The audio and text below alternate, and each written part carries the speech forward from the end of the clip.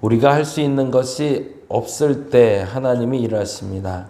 우리가 스스로 할 수 있다 말할 때 하나님 일하시지 않음을 압니다. 우리가 할 수 없다 말할 때 주께서 일하시는 줄 믿사오니 하나님 당신 앞에서 당신의 일하심을 우리가 인정하게 하여 주시옵소서. 그것이 마땅한 줄 믿습니다. 하나님이 일하실 기회를 우리가 허락하게 하여 주옵시고 감히 우리가 허락하는 것은 아니겠지만 우리가 인정하게 하여 주시옵소서. 추수감사주일 창립 7주년 감사주일 잘 마무리하게 하시니 감사합니다. 이후로 우리 다림목교회가 더 건강하게 성장하는 계기가 되게 하여 주시고 그를 위해서 무엇을 자랑해야 되는지 무엇을 인정해야 되는지 아는 우리 되게 하여 주시옵소서. 감사합니다. 고마우신 예수님 이름으로 기도드렸습니다. 아멘. 아멘. 오늘은 시편 지난주 월요일날 봤던 말씀 후반부 다시 한번 보려고 하는데요.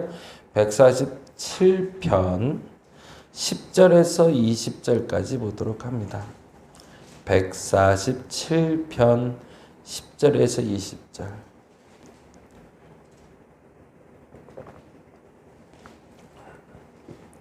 같이 한 목소리로 천천히 읽도록 하겠습니다. 147편 10절에서 20절입니다. 여호와는 말의 힘이 세다 하여 기뻐하지 아니하시며 사람의 다리가 억세다 하여 기뻐하지 아니하시고 여호와는 자기를 경외하는 자들과 그의 인자하심을 바라는 자들을 기뻐하시는도다. 예루살렘아 여호와를 찬송할지어다. 시온아 내 하나님을 찬양할지어다.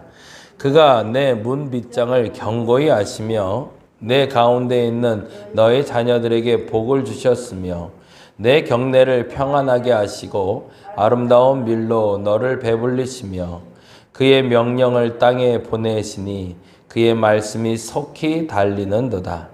눈을 양털같이 내리시며 서리를 재같이 흩으시며 우박을 떡 부스러기같이 뿌리시나니 누가 능히 그의 추위를 감당하리요.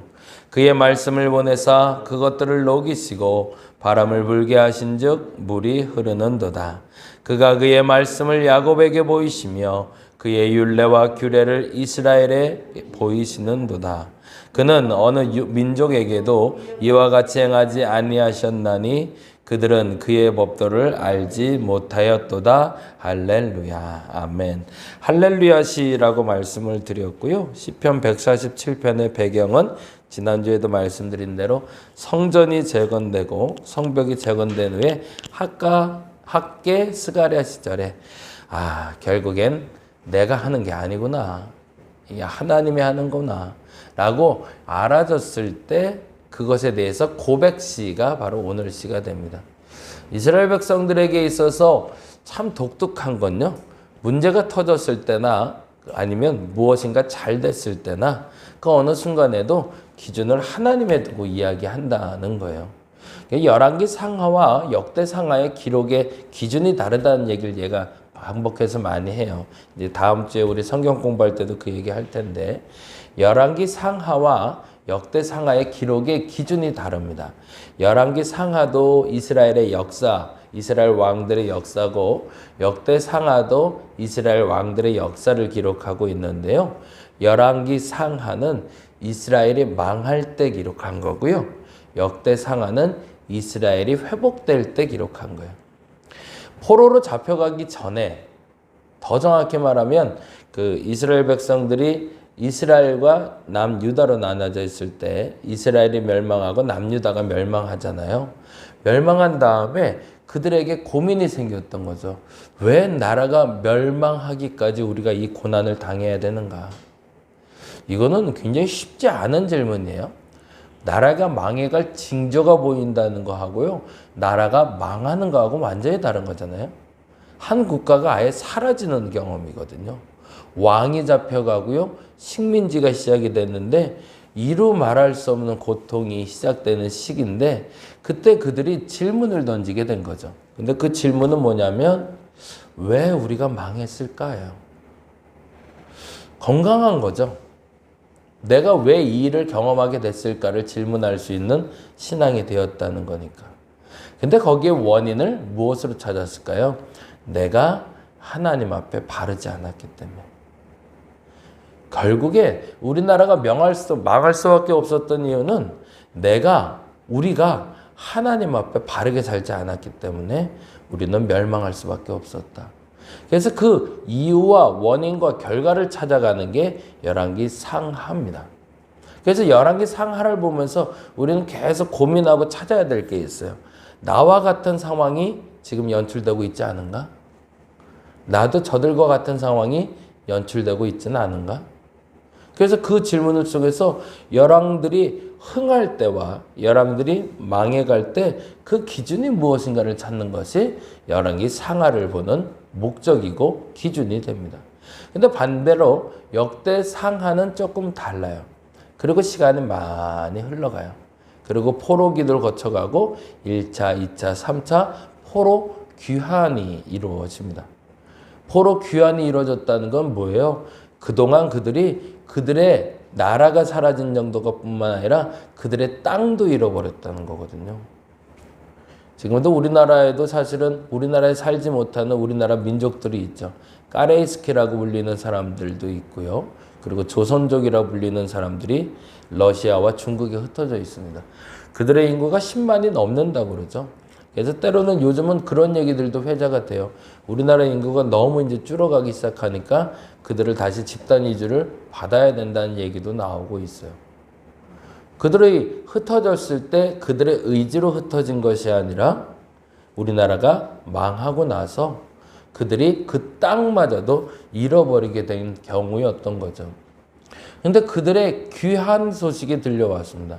그리고 그들이 돌아왔을 때 그들이 생각하기를 우리가 지금 무엇을 해야 되는가에 대한 질문을 던지는 게 역대상하예요. 우리는 어떻게 이 회복을 맞이하게 되었는가? 그런데 참 재미난 건 이스라엘 백성들은 망할 때도 그렇고 다시 세워질 때도 기준이 하나님이에요.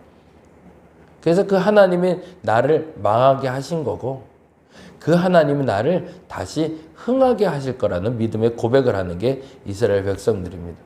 그래서 역대 사가는 다시 성벽이 재건되고 성전이 재건되는 사이에 내가 지금 무엇을 해야 되는가에 대한 질문을 던져요. 그래서 열왕기 상하는 내가 무엇을 하지 말아야 되는가를 찾으면 되고 역대 상하를 보면서 내가 지금 무엇을 해야 되는가를 찾으면 되겠죠. 그래서 조금 더 구체적으로 한 번만 더 말씀드리면 열왕기 상하에는 망조가 들었던 북이스라엘 왕들의 이야기와 그리고 남유다 왕들의 얘기가 골고루 분배가 되는데 그중에 이스라엘이라는 북이스라엘 나라 이야기가 조금 많이 형성이 돼요. 근데 반면에 역대 상하를 보면 이스라엘의 이야기는 조금 좀 축소가 돼요. 그리고 남유다, 소위 다윗 왕가. 왜 그랬을까요? 이스라엘이 회복해야 될 나라의 가장 원점으로 가면 다윗 때가 되니까. 그래서 다윗처럼 살자라는 얘기가 나오는 게 바로 역대 상하가 됩니다. 오늘 본문은 그 본문이 시작되는 학계 스가랴 시대, 정확히는 에스라 시대, 그 시대에 기록된 시편입니다. 그래서 그 시편을 통해서 우리가 읽어내야 될 것은 하나님이 어떤 분인지, 더 정확히 말하면 나를 구원하신 하나님은 어떤 분인지를 먼저 기억해내는 게 중요하고요. 그래서 지난주에 그 하나님이 어떤 분인지를 이야기하며 그 하나님과 관계를 맺어야 된다는 얘기를 했어요. 그러면서 그 하나님에 대해서 이렇게 얘기했습니다. 7절에서 11절까지였는데 같이 한번 읽어보죠. 7절에서 11절. 감사함으로 여호와께 노래하며 수금으로 하나님께 찬양할지어다. 왜? 우리를 회복시키셨으니까요. 근데 그 하나님이 어떤 하나님인지 이렇게 얘기합니다. 8절이죠. 그가 구름으로 하늘을 덮으시며 땅을 위하여 비를 준비하시며 산에 풀이 자라게 하시며 뭐한대요? 들짐승과 우는 까마귀 새끼에게 먹을 걸 주시는 분이래요. 그 부분이 중요하죠. 구름을 하늘을 덮고 땅을 피를 준비하시는 원대한 하나님뿐만 아니라 어떤 하나님이라고 고백한다고 그랬죠? 들짐승과 우는 까마귀 새끼까지도 돌보시는 하나님이라는 거죠. 뒤돌아보니 우리 하나님이 나를 도와주시지 않은 적이 없었구나라고 믿음으로 고백하는 겁니다. 과거에 생각할 때는 내가 뭔가를 특별한 걸 했을 때만, 아주 원대한 일을 할 때만, 좀 큰 일만 하시는 하나님으로 알았는데 뒤돌아보니 세세하게 세밀하게 나를 돌보시는 하나님인 걸 내가 알았다라고 고백하는 겁니다. 저와 여러분의 2022년의 마감과 23년은 그렇게 되시길 바랍니다. 우리 하나님은 큰 일만 돌보시지 않습니다. 아주 작은 일에도 나와 간섭하고 계시는 하나님입니다. 그래서 나의 하나님을 고백할 때 그렇게 고백하시기 바랍니다. 아주 작은 일에도 세밀하게 간섭하시는 하나님. 그 하나님과 관계 맺지 아니하면 아무 의미가 없다라고 지난주에 말씀드렸어요. 그 관계 맺는 방법이 뭘까? 오늘 거기까지만 얘기할게요. 관계 맺는 방법은 다음과 같습니다. 아주 단순하죠. 10절, 11절입니다. 같이 한번 읽어보죠. 여호와는 말에 심히 세다 하여 기뻐하지 아니하시며 사람의 다리가 억세다 하여 기뻐하지 아니하시고 라고 되어 있네요. 그건 뭐죠? 뭘 하지 말라는 거죠? 자랑하지 말라는 거죠. 네가 할 수 있다고 착각하지 말라.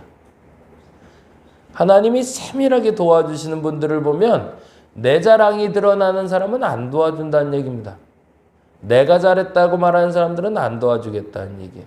왜? 네가 힘이 있고 네가 할 수 있기 때문에 내가 굳이 너희를 도울 필요가 있겠는가라고 얘기하는 거죠.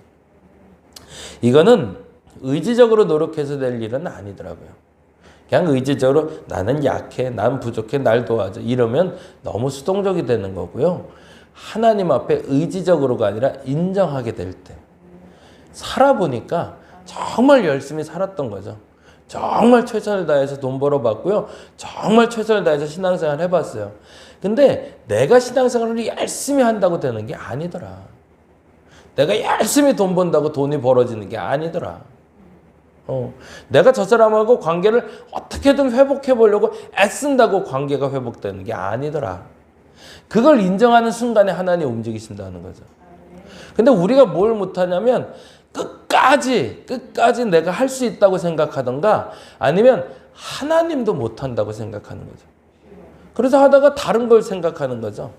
이걸 하다가 요것도 건드려보고 요걸 하다 저것도 건드려보고. 왜요? 나는 못한다는 걸 인정해도 다른 하나님 아닌 또 다른 존재가 그걸 할 수 있다고 착각하기 때문에 그런 사람들은 하나님이 돕지 않는다고 얘기하시는 겁니다.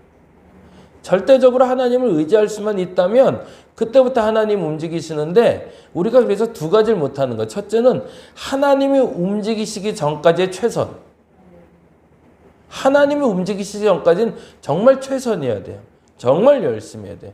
그래서 최선이라는 단어에 제가 그 단어를 쳤죠. 거긴 희생이 붙어야 된다고. 몸이 힘들어야 되는 거고요. 마음도 어려웠어야 되는 거고요. 고달팠어야 되고 속상했어야 되고 왜 이렇게 마음대로 안 되라는 말이 푸념처럼 계속 나왔었어야 되는 거죠. 그리고 내가 막 열심히 해봤는데도 안 되는구나. 이게 내 마음대로 되는 게 아니네. 그게 포기가 아니라 인정. 그리고 그 인정하고 그 발로 그 무릎으로 어디로 나가라는 거죠? 하나님께 무릎 꿇을 때 하나님 비로소 움직여 주신다는 겁니다.